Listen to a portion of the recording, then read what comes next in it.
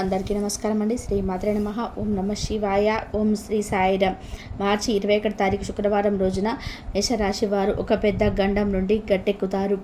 అయితే మేషరాశి వారు ఏ గండం నుండి గట్టెక్కుతారు, మేషరాశి వారి యొక్క గోచార ఫలితాలు మార్చి 21 తారీఖు శుక్రవారం రోజున ఎలా ఉన్నాయి, మేషరాశి వారికి శుభ అశుభ ఫలితాలు ఏంటి అనేటువంటి పూర్తి అంశాలని ఈ వీడియోలో తెలుసుకుందాం.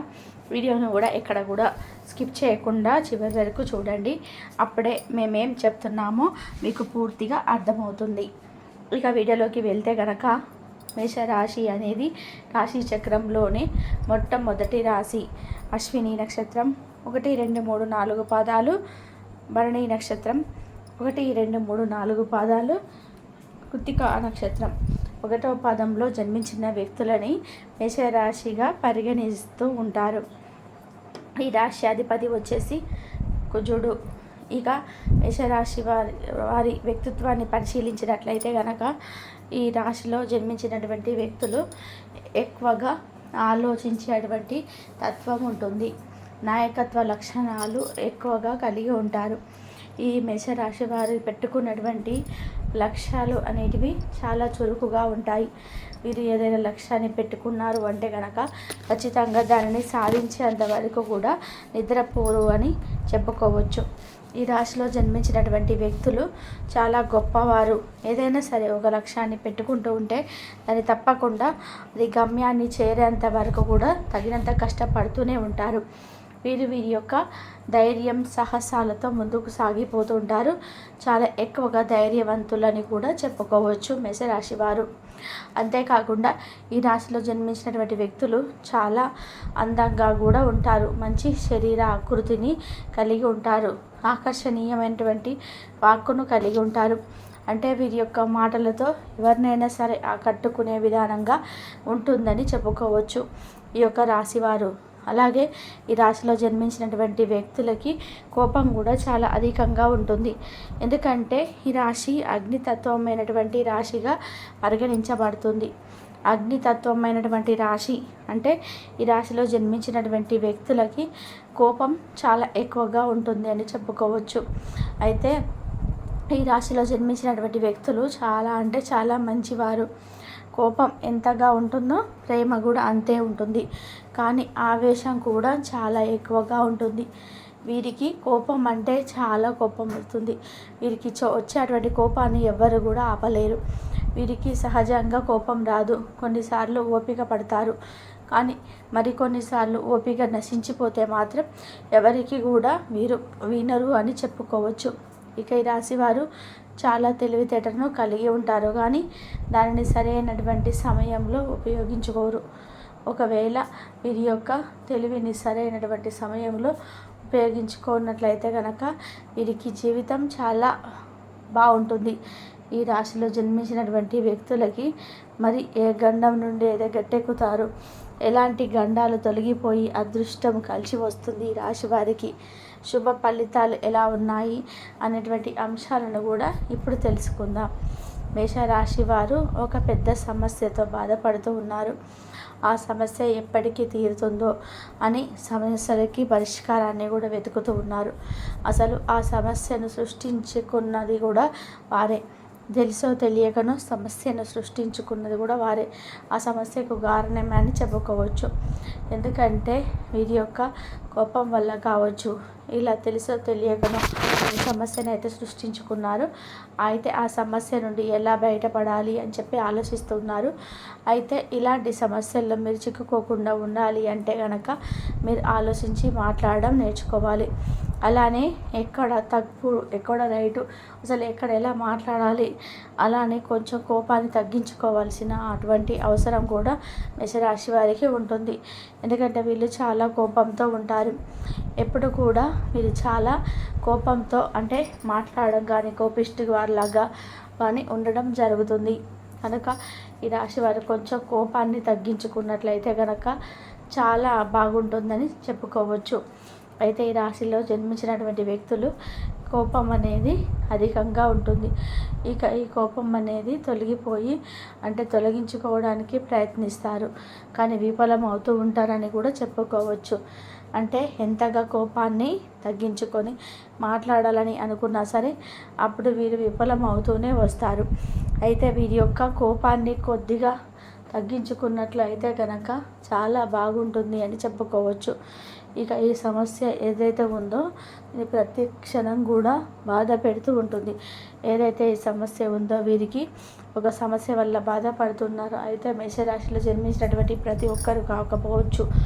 అందరికీ ఒకేలాగా గోచార ఫలితాలని ఉండవు. ఎవరి కర్మను బట్టి వారు లేదా ఎవరు ఎంత ఆలోచించి తెలివిగా నిర్ణయాలు తీసుకుంటే ఎంత తెలివిగా మాట్లాడగలిగితే అలాంటి వారికి ఏ సమస్యలు కూడా ఉండవు. ఇలా ఒక్కొక్కరికి ఒక్కొక్క రకంగా ఉంటుంది. కానీ కొంతమంది మేషరాశి వారికి మాత్రం కొన్ని సమస్యలు అనేటివి వచ్చే అవకాశాలు కనిపిస్తున్నాయి.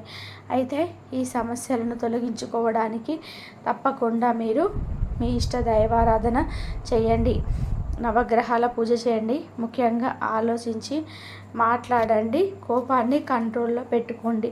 మీ మాటల్ని కోపాన్ని కూడా కొంచెం కంట్రోల్లో పెట్టుకుంటే కనుక చాలా బాగుంటుందని చెప్పుకోవచ్చు.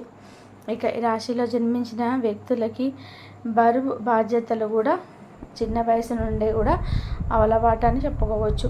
అది చిన్న వయసు నుండే కుటుంబం యొక్క బరువు బాధ్యతలను మోసేటువంటి రాశి మేషరాశి అని చెప్పుకోవచ్చు.